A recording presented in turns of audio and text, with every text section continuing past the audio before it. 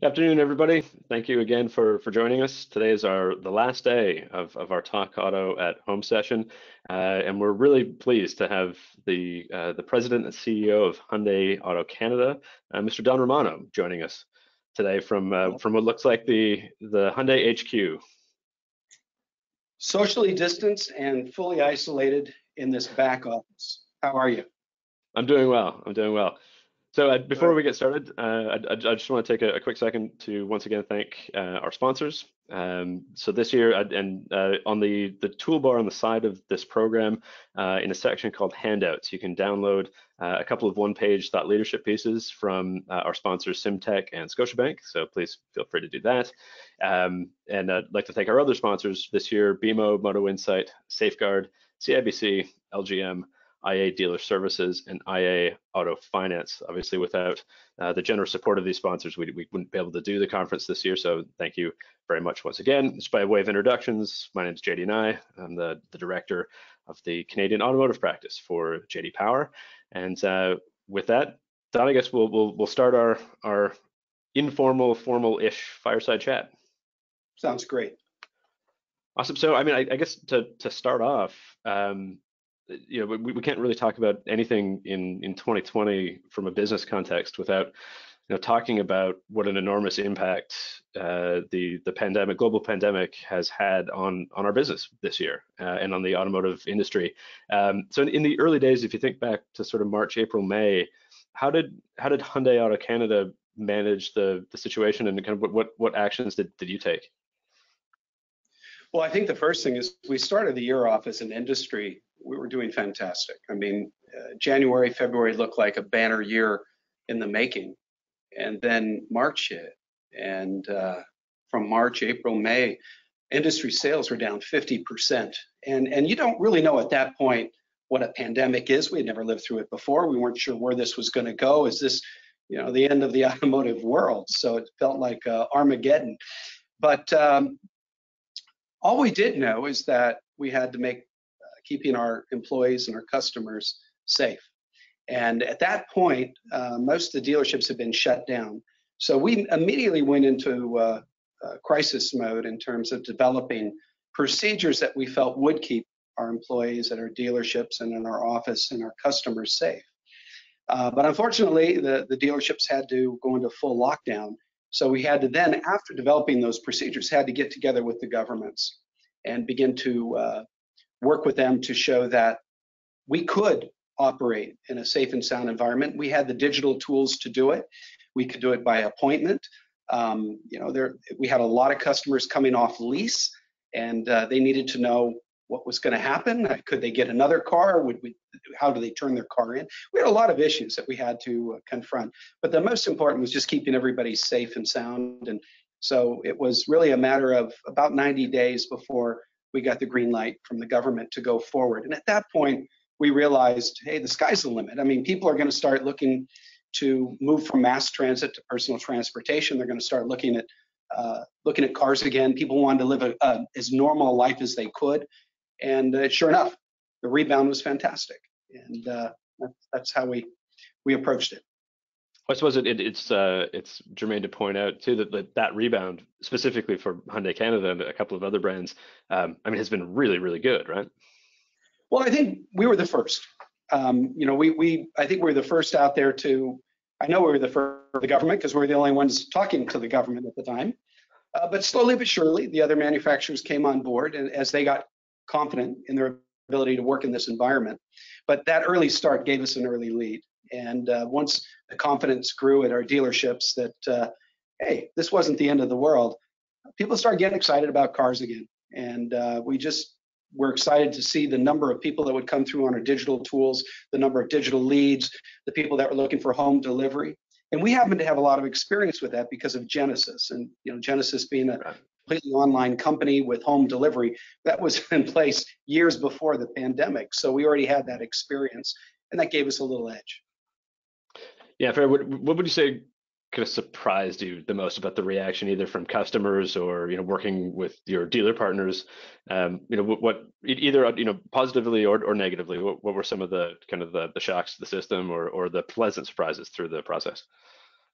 Well, the first shock was that it wasn't a shock, but the first challenge was that every dealer had a different perspective. You know, they're all independent. They're all just human beings. They all have different feelings. They're at different ages. I mean, you got the young ones that were more aggressive and let's go, and the older ones like me that were like, let's be very cautious here. And I get it. But we had to go out with a uniform position in light of all those different positions that our dealers had. So trying to get that uniformity and get everybody behind it was a challenge. And they didn't all open at one time. You know, it took about 3-4 weeks before everybody got comfortable. And in that process, I think some of the great things that happened were the best practices by the dealers. So, I mean, we learned how to sanitize cars and how to sanitize our rooms and how to set up the flow of customers coming in to ensure that there was the proper distancing and buying masks and getting. We actually built a kit. We sent it out to all of our dealers, and then we also learned from them and then shared those best practices. So, you know, it was everybody coming together to keep our businesses going forward. And you know, here we are again in the second wave, and now we're looking at Safe and Sound 2.0 and making sure that, you know, we didn't get too comfortable over the last 3-4 months, and that we go back to those absolute necessary steps to ensure that we do not contribute to the spread, that we actually get as religious about our safe and sound policies and procedures as we were back in May and June. Yeah, I mean, as you know, the JD Power Toronto team through kind of April through July was in field with our COVID Pulse series. We're hosting webinars trying to help people understand what customers were thinking, where their headspace was at in terms of bringing their car in for service or you know, shopping for a new car.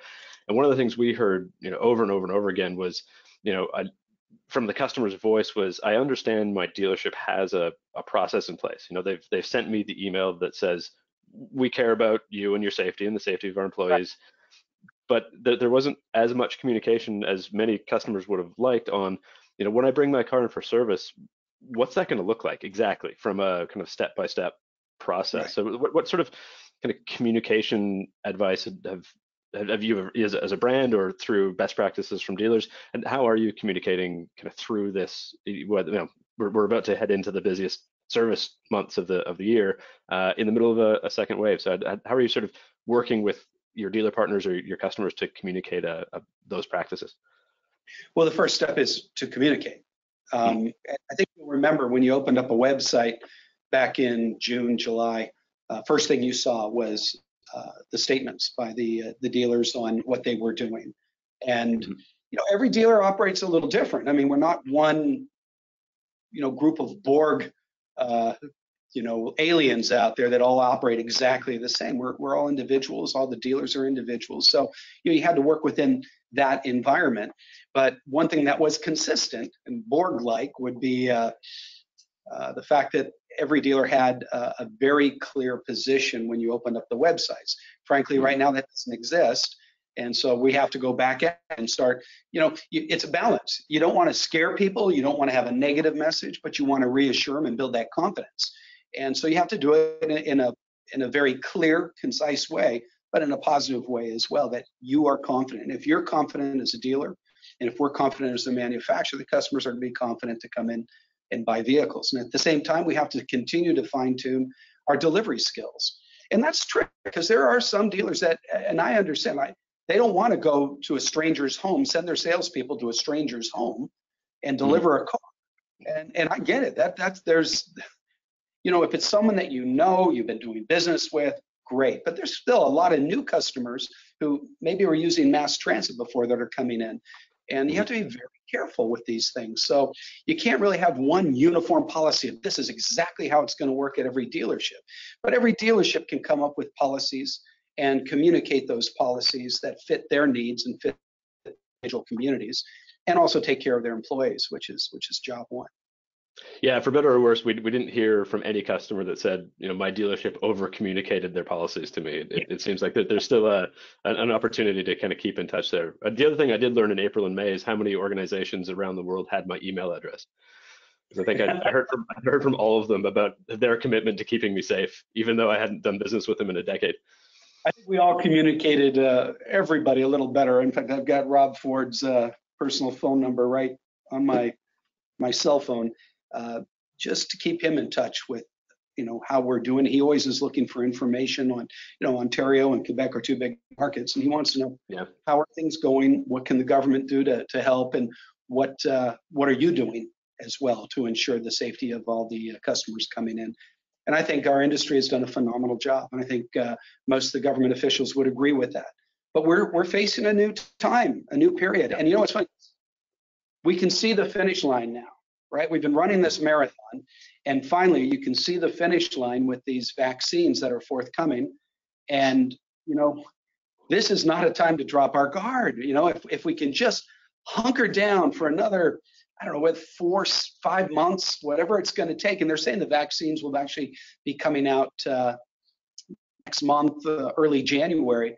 But really, the finish line is within view. So if we can just hunker down right now and really get back to those basics and make sure the sanitization material is there, make sure we've got our mask ready, make sure we've got our flow in place, make sure that our service advisors and our salespeople are in tune, make sure that our district managers are also, helping support that.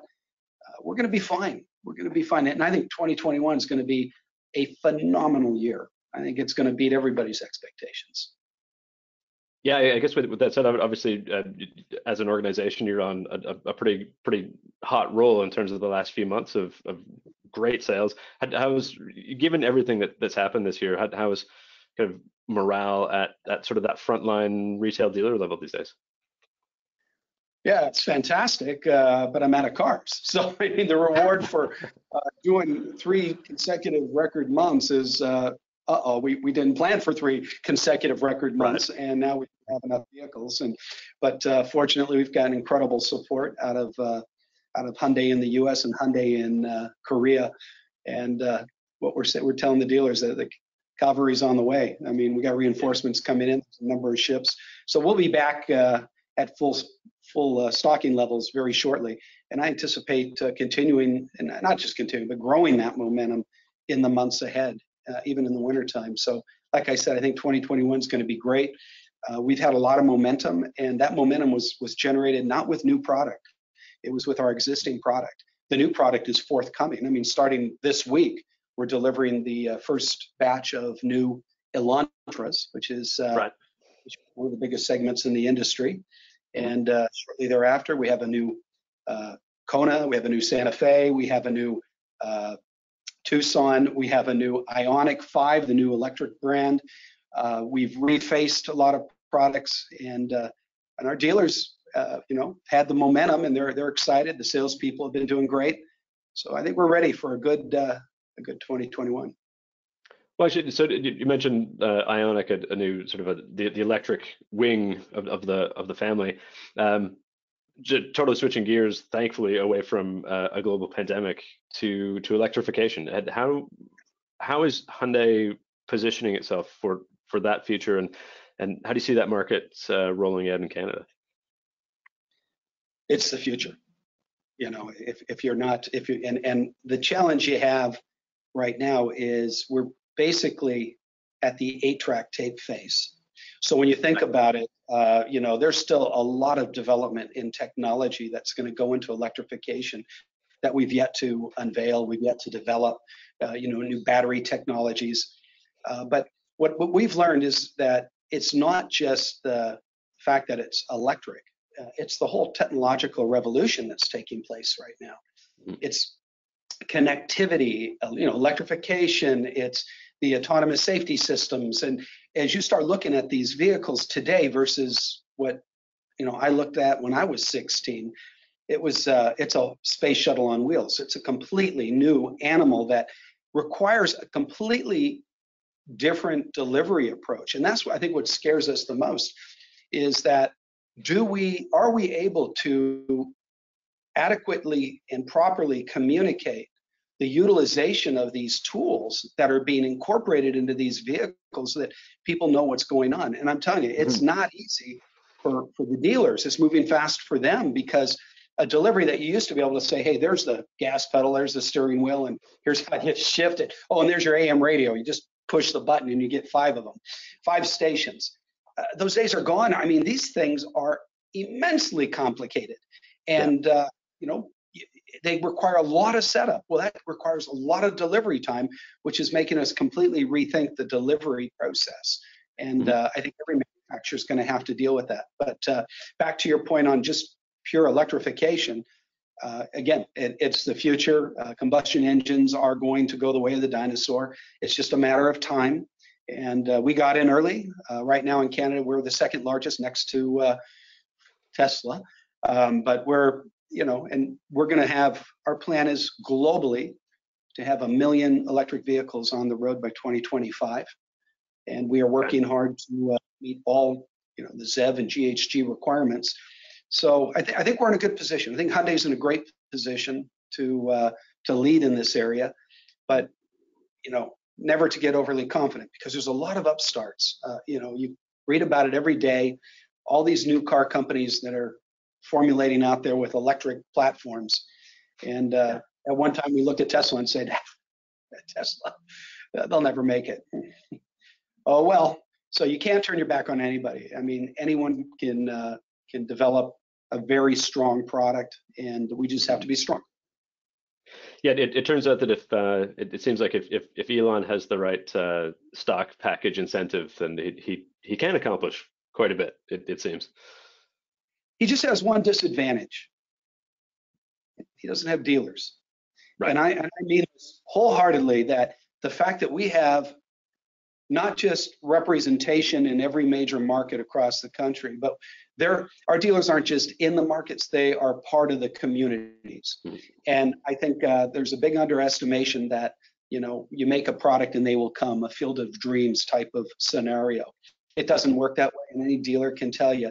It's about servicing your community. And, you know, I look at what some of our dealers did when COVID hit. I look at Tony Del Gobo up in Newmarket, who gave a fleet of cars to the hospitals so that they could transport people without having to take mass transportation. I look at what Nav Patia did in bringing lunches all across Ontario to hospitals and to first responders. You know, that's our advantage, and may we never forget it, that our dealers are the advantage. And yeah, right now they may have I would say the upper advantage of the brand and the cult of personality, but long term, it's servicing customers, not selling them something, but being there for them. That's going to matter. And I think that's where we're going to take, and not just us, I speak for, I think, the entire industry, all my competitors as well. This is where we have the advantage. Sure. Sure. Just a few weeks ago in Canada, we released the third installment of our Mobility Confidence Index. So we take a look at some of the newest technologies like autonomous driving and electrification. We ask a bunch of people a whack of questions about, you know, their comfort with all these new technologies. And the good news for Canada anyway was that we're ahead of the curve in terms of general customer acceptance or consumer awareness around electrification and their willingness to give it a shot. I think our index was something like 58 points versus 54 points in the US. But one of the interesting findings out of that was that there's still almost 70% of Canadians that say they've never even been in an electric vehicle before. So there's a big learning curve coming, obviously. So one of the things that we're working on, we launched Hyundai for Hire last year, and it's a chance to rent a Hyundai. Insurance, everything's included. And it's just being done right now in the GTA here in Toronto as we're learning how to work that kind of business. But the real long-term advantage is to be able to allow people to learn about our new technologies without having to make a purchase commitment. We ultimately believe, and based on our research, that once they become comfortable and understand how it works, their confidence level rises in the product, and then they buy the product. So we're going to all have to think differently about how we're going to expose customers to these new technologies. I mean, imagine an autonomous vehicle. Would you go out and just buy one today? I think you'd have less than 5% of the people saying yes, and those 5% are probably watching Star Trek right now. You know, it's just not something that everybody's going to grab onto until they're comfortable. I mean, it just makes it's human nature. It makes sense. So, you know, we're going to find new ways to get people familiar with our brand and our products and our technologies so that they can make an informed purchase decision. Yeah, fair enough. I mean, how's you and I had talked about this Hyundai for Hire idea a while ago, but how's that going as a initiative? Hey, it's a pilot, right? Yeah, So, I mean, it's not something that you say, hey, we got a new form of business we're just going to jump into and go nationwide. right. Um, so yeah, it's been a great learning experience. It's very small. Yeah. We have some good partners, some of them that are supporting this TalkAUTO as the sponsors, Mhm. and it's been great. But when I say great, it's not great in terms of it's just exploding out there. It's great in that we're learning some of the challenges that rental car companies face in dealing with short-term, I'll say short-term ownership Sure. or usage. And we're going to take that learning and apply it, and we will be going nationwide. But we're going to go at the pace that's necessary to do it right, as opposed to just get it done and pick up the pieces after. That's just not the way a brand. And we've come a long way as a brand, and we're just not willing to risk taking chances on things. But we are willing to take the risk enough to. We have great dealers here in Toronto that are Yep. teaching us a lot right now. Cool. Just to be back to the electrification conversation just for a minute. When we took a look at the results of that mobility confidence index study, some of the usual suspects were at the top of the list in terms of what Canadians said were their concerns about jumping into electric vehicle ownership. It was, range anxiety, charging station availability, and then really, I guess, unique to, well, price, obviously, but unique to Canada is cold weather performance. Where are we, do you think, in terms of the technology and building a product that will kind of alleviate some of those fears? Well, yeah, we're moving at warp speed. I mean, Mhm. it's moving so quickly that the technology we're going to have just next year is going to be more advanced than the technology we have today. But even with today's technology, we can produce a Kona EV that gets over 426 kilometers per charge. And in the dead of winter, in the worst of conditions, even if you lost 25% of that, you're still going to be able to go just about anywhere you need to go. So Yeah. range anxiety has been addressed through the longer distance that we're able to achieve with our batteries. And Mhm. that will only increase over time. So right now, what you have in most families that own EVs is a combination of an EV and a internal combustion engine. Yeah. And they use the internal combustion engine for the long distance, and you use the electric vehicle for being in and around town. Yeah. I happen to be one of those people where my wife has a Kona EV and I have a Santa Fe. So you have that combination that will happen until we get to where you can go 1,000 kilometers on a charge and charge in 5 minutes. And that may sound crazy, but it's going to happen. We're going to get there. The technology is going to get there to where you're going to, drive up to that charge point, and you're going to plug it in, and 5 minutes later, you're good to go for 1,000 kilometers, emissions free. So yeah, I just think it's phenomenal the progress that we're making, the direction that we're headed as an industry, and what we're going to be able to contribute to just a more clean environment in the future for our kids and grandkids. I would be a little concerned in some of the companies that have yet to introduce an electric vehicle, because I think, again, it's not about the product, it's about servicing the customers and being able to be able to work with that technology and learn from it first. And there's a number of companies that have yet to get in there, and I think that's going to be a real challenge for them, as it has been for us. But now we've overcome a lot of that. And we're still learning, but we're moving much faster. So, frankly, I want the competition. I want to see more people get into it. I want to see us as an industry elevate ourselves into a much more emissions-free environment.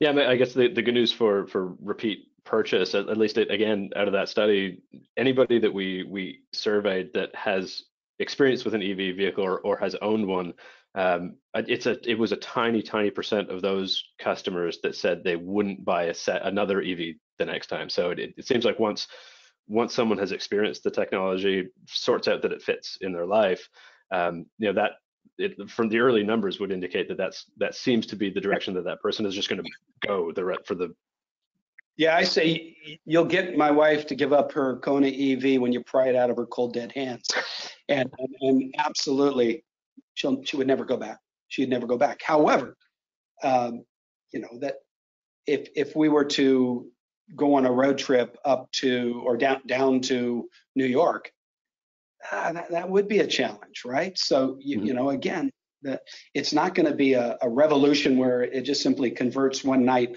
maybe like some of the provinces and states in California think it's going to do it. It's not going to happen that way. It's going to evolve into it, and what's going to happen is you'll see the ICEs go down, and you'll see the Mhm. EVs go up. And in between, you're going to have a lot of plug-in hybrids. So it's a transition that's going to take place. And it's going to move again at warp speed. It's going to go quick, but it's not going to just flip flop. And Yeah. you can set dates and say we want it done by this time, but to me that's ridiculous. I think everybody has a commitment to improve GHG reduction, and Mhm. every manufacturer is working on it to some degree or another. It's just going to take time, but the demand is out there, and that's what's most important. Consumers want it, but they want longer range and faster charging time. So Yeah. we, product producers, have to deliver it. Yeah. I mean, maybe kind of a boring logistical question there, but uh, are you as an organization working to establish charging centers, or is that kind of a partnership with third parties that you think will mostly lead that charge? Where do you sit in playing a role there? Yeah, my question would be, what are all these gas stations going to do in the future? I mean, the future is clear as day. I mean, Mhm. this is where it's all going. Internal combustion engines are going to go down. So what's going to happen on every corner where they're currently located? So I know these aren't dumb people. They're working on their plans. Petro-Canada is actually expanding rapidly. So no, it's not a core competency. We don't know where to put them, how to put them. That's not what we do for a living. And Right. we sell cars and take care of those customers and service them. I think the people that distribute electricity and distribute current forms of fuel are the ones that are going to be best positioned, and they're most conveniently positioned over what 50 years of finding the right corners in the right areas. And remember, every dollar we would spend on putting charging stations out there is one less dollar we have to develop and promote our products. So I think everybody has a role to play. I hope that the fueling companies, the gas companies, will play their role and will quickly establish the most avant-garde high performance charging systems in the country, so that it's pretty easy. You know where they're located. You've been using them ever since you started driving. Yeah. Just 5 minutes later, you're ready to go, and you can still pick up your lottery ticket, your bottled water, and your Snickers bar. So I think there's a lot at stake for those franchises out there, and I think they'll rise to the occasion. Yeah. Okay, so switching gears again to a sort of a different topic. I think one of the near-term legacies of having dealerships closed for a few months has been a bit of a renewed, or maybe not a renewed focus, but new urgency towards this idea of digital retail. We heard a couple times throughout the kind of the middle of the early stage of the pandemic around like, well, maybe we should have the ability to do more of our transactions online in the car business. Now, obviously, with Genesis Canada, this is something that you're pretty familiar with. So going back to the launch of a brand new luxury brand, walk me through kind of the decision process of saying, well, no, let's do this online. That was pretty radical at the time. So how did that decision sort of come to be? Yeah, it was really about customer service. So you Mhm. start and say, how can we provide the best level of customer service in the industry? You're coming out with a luxury brand, and there's a lot of great luxury products out there. We believe ours is the best, but that alone isn't going to get us to where we need to be in leading the industry. And so we looked at our competitors, and we saw that we had an opportunity with a white sheet of paper to start from scratch and develop a model that provided the best possible customer service. And if you look at the things that customers don't like, and you and I have looked at this for many, many years together, Yeah. one of them is the hassling and haggling that goes on, and in the current franchise environment. And, that's just one piece. Also, the driving a car and waiting in line for service and trying to get appointments when, especially during tire season. There's all kinds of issues that we wanted to overcome. And so we just started with that clean sheet of paper and said, really, the first thing we have to do is go to a one price strategy. We believe in our product. We believe we can price it competitively. We don't think we have to give it away. We think the grosses should be supportive of dealers being able to invest in, small but nice facilities and provide pickup and delivery services. And, there's expenses that go into providing premium customer service. And we need to make sure that they had a profit motive to do that. And so when you start adding all the pieces together, we said, hey, we need to go direct. But as I said earlier in our conversation, our advantage is our dealer body and the fact that they're involved in the communities. And so we didn't want to lose that either. So we wanted our cake. We wanted to eat it too. So we developed a agency model, but we definitely involved the best of the best Hyundai dealers. And because we knew, they're part of their communities. They know this business better than anybody. And at first, I think the harder part was going out and trying to explain this to them because they're like, "What, Don? What are you doing? What is this all about?" And I get it. I mean, there's probably a few of them watching right now and laughing because some of them said, "Nah, get out of here," and threw me out of their office.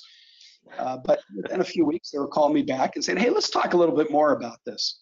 And I can tell you now, if I went to the dealers that have the agencies and said, "Hey, we're going to switch back to the old model," they would definitely throw me out of my window. It's a good model. It makes sense. It's not easy. It's a logistical nightmare for my staff. They don't have it. Dealers don't have inventory. We have to be able to deliver cars quickly. We have to have great visibility. But as you can see in the survey results, customers love it. So we accomplished our goal. We're now one of the premier, if not the premier, depends on which area we're looking at for customer service, but we're number one in virtually every category. And so now the hard part, we got to grow. Anybody can do what we're doing when you're selling 1,000, 2,000 cars, but now grow and try to maintain that with the volume we have forthcoming and the new products we have. So, the real challenge has just begun. And but like I said, we picked the best of the best dealers, and I have the best of the best staff. And I think together working, and we're very close. I mean, we all talk a lot, and by working together, we're going to continue to lead the industry in customer service. What were some of the in terms of going from nobody in Canada? Well, I don't know that. Well, other than Tesla, which is kind of a different business model and a different way to sell cars online to begin with. But other than that organization, no one had really sold cars online in either Canada or the US, really in any kind of volume. What were some of the early growing pains there? What did you learn early on about how easy or difficult it is to sell a car online? Okay, well, first of all, I mean, we really didn't use the Tesla model because you're right, it is completely different.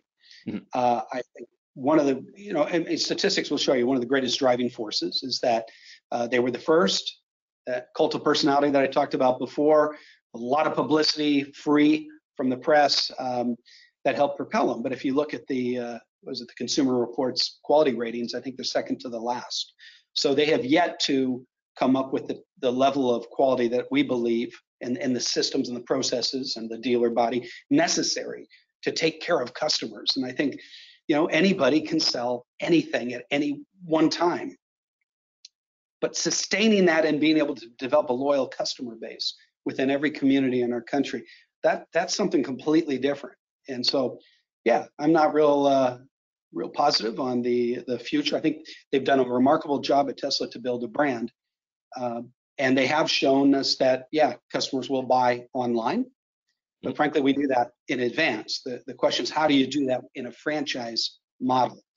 Right. So it wasn't really any epiphany. It was they just happened to have a lot of resources and they put it all together in California and started producing these cars. So for us, we had to kind of start from the beginning on online digital buying. And we teamed up with Moto Insights, who is also a sponsor of TalkAUTO, and Andrew Tai, who is an old friend of mine, who is one of the best and brightest in the industry, and started working with Andrew and coming up with, we'd worked with him on other projects, but we said, hey, this is where we want to go. And with his support and help, we were able to develop a system that, I would not say you're buying 100% online. I'd say you're buying 99% online, because there's still going to be an interaction. The cars can't be streamed like a Netflix, The Crown or whatever else you're watching out there. It doesn't work that way. The car has to be handed over. It's a physical item, So, there's still going to be a process by which two people interact and resolve any discrepancies, issues, questions, change of positions. I mean, I know there's a lot of people in retail that are watching this right now, and it's like, customers, they never change their position, do they? That's never going to happen, and it happens constantly. So you have to have that ability to say, hey, I was just thinking, what if I went to a lease instead? I was talking to my friend, and okay, well, let's sit down and figure that out. And, hey, I didn't really think much about that protection package, but now that you mention it, how much more would that be a month? And all this stuff. There's still we get 99% of it done online, but then they come in and with a much shorter period of time can get through all the finer details, or we go to them and get through the finer details. So it's never, I don't believe it's ever going to be just, buy it online. And I think it's always going to be a relationship that gets established between a salesperson and a customer. And I think that time they spend together is critical. Is critical for the whole relationship long term. So, I like our process. It's not a Tesla where we're going to just ship you the car and you buy it online, and who knows who's going to sell you that next car, and who knows where you're going to get it serviced. We're established, right. And that's the high ground that we hold, and that's where we plan to stay. There you go. I'm going to have to follow up with Andrew at Moto Insight. I'm not sure his sponsorship package included a full conversation, but I'll make sure I bring that up. You owe me there. Yeah, exactly. Indeed. So I guess in terms of, I can't believe how quickly 40 minutes has gone here, and we want to leave a little bit of time for questions from the floor. By the way, if you're watching, there is a chat feature where you can type in some questions, and my friend Brian Murphy from Canadian Black Book is going to come back on camera in a few minutes to start to field some questions.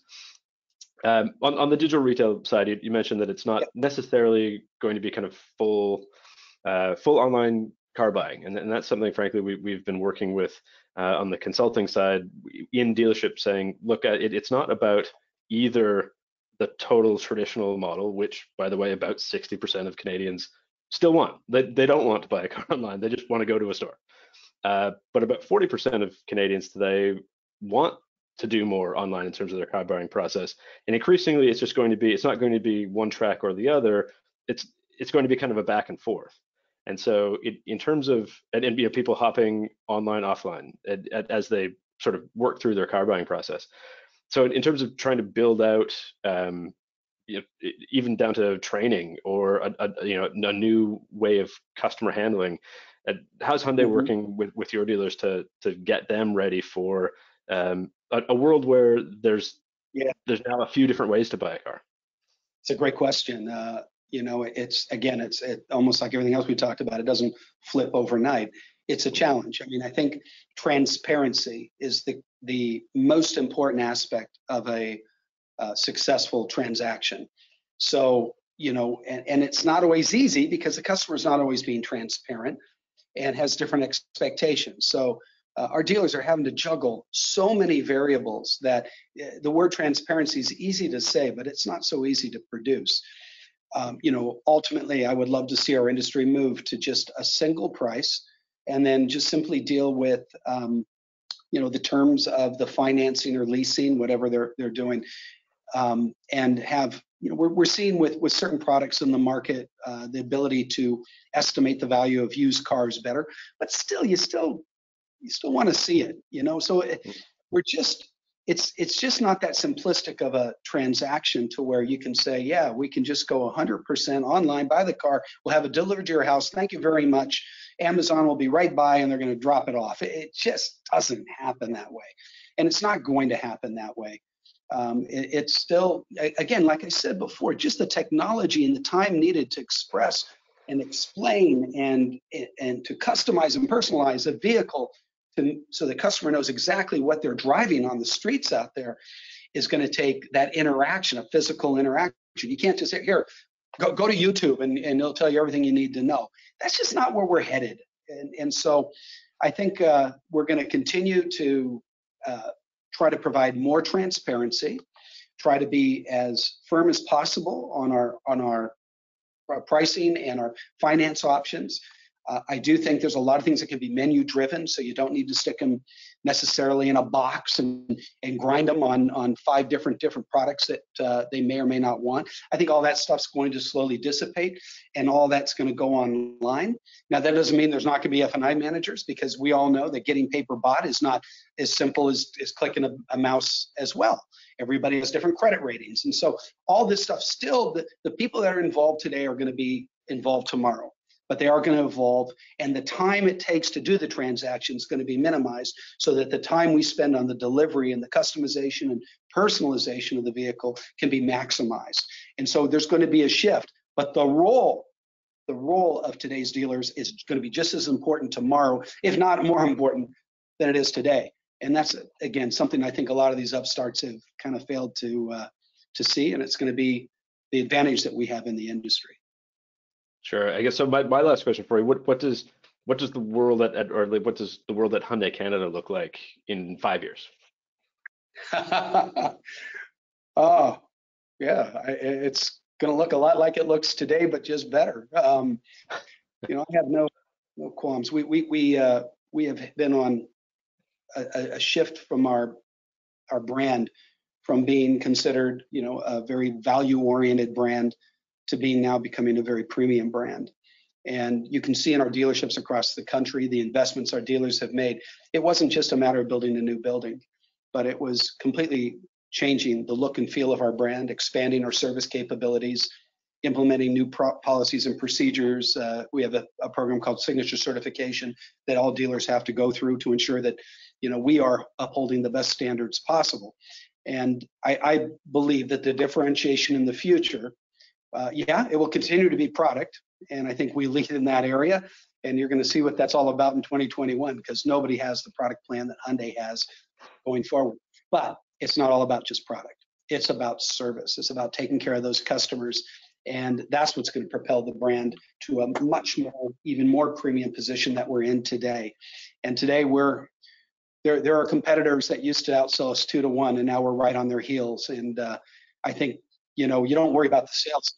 The sales will come if you do the right things with the customers, and we're doing the right things with the customers. So I see us continuing to grow and continuing to see the brand grow in the future as well.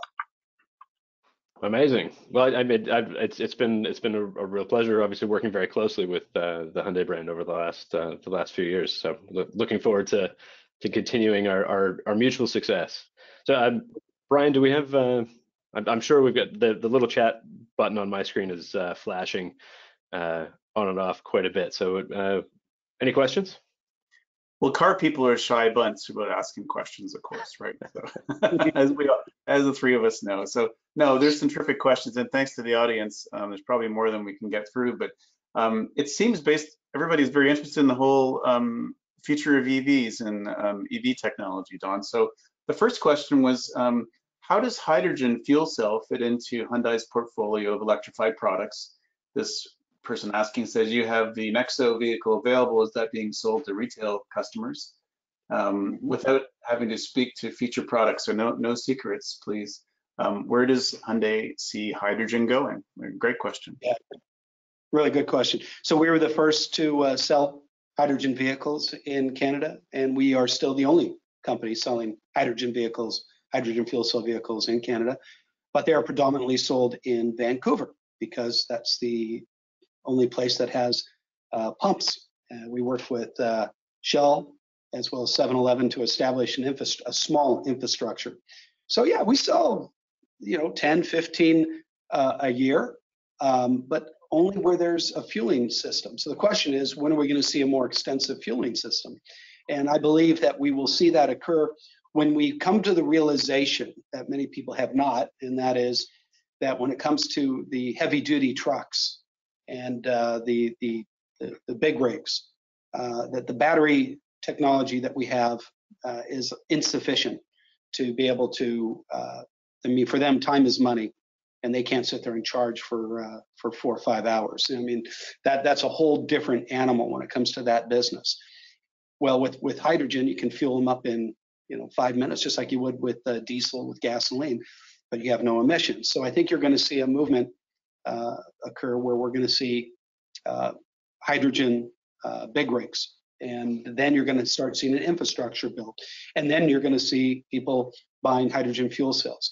And let me just say, I don't think there's any one technology that's going to dominate over another. I think it's going to be a combination of technologies, some that we haven't even realized to date, that are going to propel us into that cleaner future. But I do believe wholeheartedly that hydrogen is a big part of that equation, because it just works well. And then you have all the naysayers out there are going to say, but it's inefficient, the electricity you need to make hydrogen and la la la la la la la. Yeah, every that's known to man has its inefficiencies. But the question becomes, what's convenient for customers? What is green? What produces a good result that can be implemented? These are the things that we're going to end up looking at. And who knows, maybe the battery technology will come to the point where we can charge a big rig in 5 minutes and it can go 2,000 kilometers. And I wouldn't be surprised in the future if that doesn't happen. But right now that doesn't happen. So right now, if you were to use, if you wanted to get big rigs to go green, your best option is fuel cell. So we'll continue to stay in that business. We believe in it. We have one of the biggest R&D fuel cell centers in the world in Korea, and we are going to continue to pursue it because we see it as a tremendous opportunity combined with our electrification strategy. All right. Well, I like your 8-track tape analogy earlier. I think that seems to be quite appropriate. I'm not sure what that is, actually. You can Google it later. Okay. Yeah. JD, go away. Yeah. So there's a good question here too about fixed operations in the future. There's going to be so much change. So pretty good question about. And this person says, thank you for the great overview on the industry. So thank you. The question to Don is, what do you foresee for fixed operations in the future? Will they have as many customers to support with all these EVs on the road? And will they need to reinvent themselves? What does the universe look like for the service side of the business in the coming years? Yeah, it's interesting. If you take a EV service manual and look at the number of things that need to be done, it's different, but it's extensive. And a lot of the skill sets that we currently use will have to evolve, but that doesn't mean that the technicians that currently turn wrenches won't be, servicing diodes and the electric battery systems. And they're complex. I mean, most of these battery packs is a very, very sophisticated, complex system, and it requires cooling and requires some heating in some cases. There's just a lot of work that goes into it, and that needs to be checked constantly.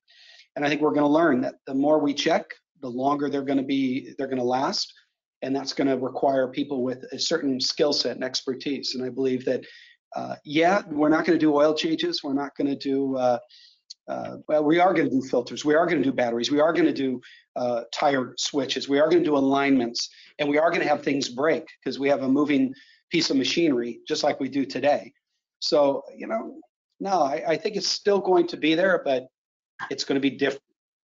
But I think we have to also get creative in looking at mobile services and being able to accommodate customers differently, so and it doesn't mean that we can't charge for that and be able to make a good business out of that.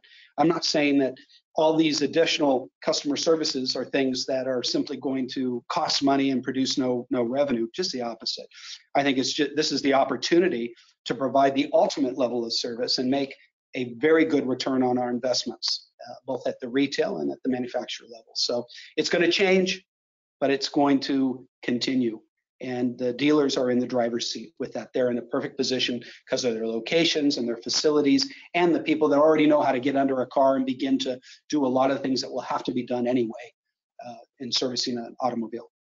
And obviously, I mean, it's early days for any brand in terms of having a sizable portion of EV owners. But in these kind of early days, through the feedback you're getting, are EV owners coming to your brand with a materially different set of expectations than your traditional customers?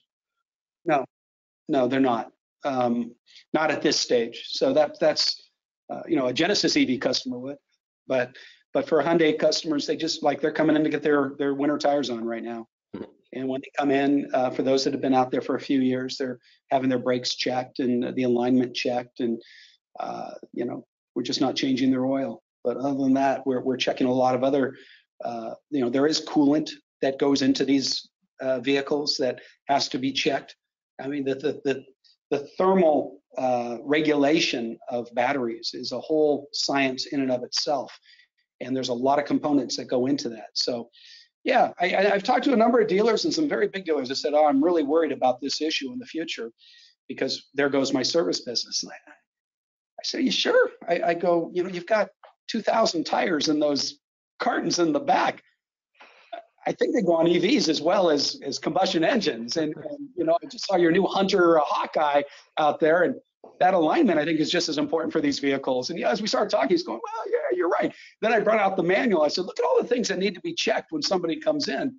And he's like, "Okay, all right, I think we got the beginning of a plan." And again, the technology where it's at today is the 8-track tape. Where it's going to be in the future when we get to CDs, and then we get to well, actually cassettes, then CDs, and then we're going to have MP3s, and then finally we're just going to stream on XM, right? We're nowhere near XM at this point. Yeah, sorry for jumping in there, Brian. I just realized that as a JD Power employee, I just finished a 5-day conference and we hadn't talked about customer expectations once. So I was going to get in trouble corporately. That's okay. And it was a good reminder from Don for everybody to put on their winter tires before it's too late. So, so there's we actually got quite a few questions. So the next one, there was a discussion that this person asked. There was a discussion at the last auto show about a possible multi-lease vehicle program rental, which I'm assuming is some sort of subscription service from Hyundai. Is that something you're still looking into? And generally, what do you think about those types of subscription services? I've yet to see one that makes any sense. That's why we went Hyundai for Hire. We think that ultimately what we were doing is servicing customers for mobility purposes. It's all about what their transportation needs are. And for some people, it's short term. For some people, it's long term. For some people, they need extra cars for the kids that come home from university or the family that comes to visit, or maybe they just need an extra car. For other people, it could be, you're a Hyundai customer and you happen to be going to Vancouver out of Toronto and you need a car in Vancouver. We're going to have to reassess complete mobility needs for our customers and try to give them services that we haven't even dreamed of yet. And that's why we started Hyundai for Hire. The subscription services, I think they might work for the ultra exotic cars where money is less of an object. But for people like us, people like me, people that are out there earning a living day in and day out, I don't see how they make any sense. I mean, you're just appreciating a lot of cars, and do we really want to be changing from one car to the next? I hate changing cars. I mean, I get used to something. 4 years later, I get tired of it and I change, and that's my interval. I think that's pretty common for most people, maybe a little longer, 6 years. Average car owned is 8 years. So, and I think you just get comfortable and switching back and forth. I'm not sure that was a question anybody asked. I'm not sure. I don't see subscription, but I do see a complete overhaul of looking at mobility requirements of customers and being able to service those customers all the way up until, as you've seen, even air mobility. And that is the next thing that we are working on in terms of being able to transport people not on the roads, but in the skies. So that's the world that we're going to be living in the future. The Jetsons. The Jetsons, yes. That service manual is going to be even larger, I think. What we call it progress for humanity, and that's what it's all about. It's not about selling and servicing cars. It's really about making people's lives better and being able to give them time back so they can invest that with their families. And so that's the direction we've got ahead as an industry. And I can only guarantee that all these people that are coming out with these new fangled vehicles have yet to begin to think through these things. But most of the OEMs have been in business a long time. We all have plans. They're different, but we all have plans to make life easier for our customers. Okay. And I think, and given the time, this might be our last question, but I think a very good one is that asking, what can the industry do to promote more diversity in terms of the people working in it? And has Hyundai made any specific changes of late to help promote that or to change it? Because I think this is a topic that keeps coming up more and more, and it's a very important one. So curious what your thoughts are on that. I should have more than 3 minutes to tell you about it. The first thing we can do is diversify. I mean, that's just the bottom line. Not talk, but act. 5 years ago, we had 10% of our field managers were female. Today, it's 40%. We have established diversity committees within the organization, and we have started scholarship programs. We are working with a number of universities and Georgian College to promote getting more females and more people of color involved in our business. We have a brand problem as an industry. I mean, if you think about it, it has been a male-dominated industry for way too long. You go to auto shows, and the role of females in the past have been to be on stage, and it's just terrible, terrible. I mean, we now need to look back and see the things that we did that were wrong, and we have to adjust and go forward with a whole different game plan. I heard a study the other day where it showed, and I'm sorry for the men that are watching this on the sales force, but it said that women salespeople close 5% better statistically, published by Forbes. And they also did another study that showed that out of the top salespeople that they were evaluating, the best of the top, 62.5% were female. Yet we have less than 10% of our front lines are females. And it's not because it's because they don't, want to do it or don't know about it. And we have to address most of those issues. We have to make sure we provide cultures that are adaptive to all people of all walks of life, of all genders, and accepting and willing to understand the benefits that come with that. Our customers don't look like a bunch of old white males. It's just not what's out there. In fact, 80% of the purchasing of the vehicles out there are done by females, whether it's direct or they have an indirect. They're making far more important decisions on transportation than males, and yet we have more males out there. And I don't think it's going to be all female. I don't think it's going any one particular area of walk of life. It's going to be a mix of people that looks like the customers that walk into our showrooms. And I think we're not there right now. We're going to get there, and we're trying to lead by example at Hyundai. And the fact that a lot of people, they start off in the first kind of big management job they have as a district manager, and the fact that almost half of our district managers are females, I think bodes well for our future. And we'll keep working on every other area and try to make this the most inclusive organization. We were just, for the third year in a row, named one of the top 50 greatest places to work in Canada. Oh, congratulations. Congrats. Thanks. Well, you thank my HR people because they are phenomenal. Our organization believes in this and doesn't just talk, that we actually do the walk.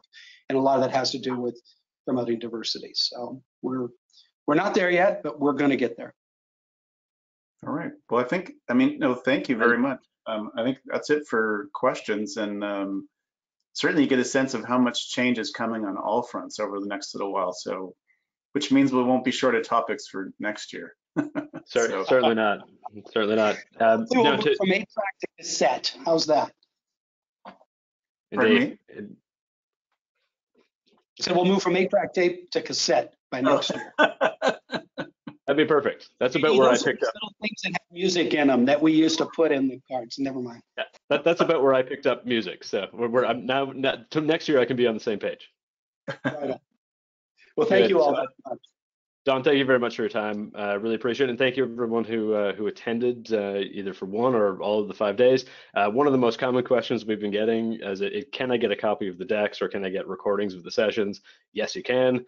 Those will be made available, so keep an eye out for an email from our marketing people. You'll have to answer a quick survey about how you felt about this year's TalkAUTO.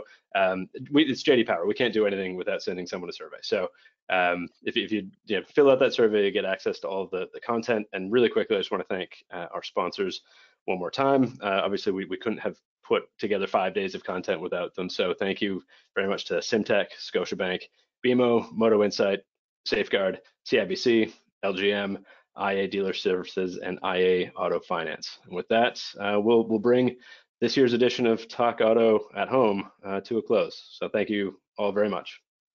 Thank you very much. Y'all take care. Have a great weekend. Cheers.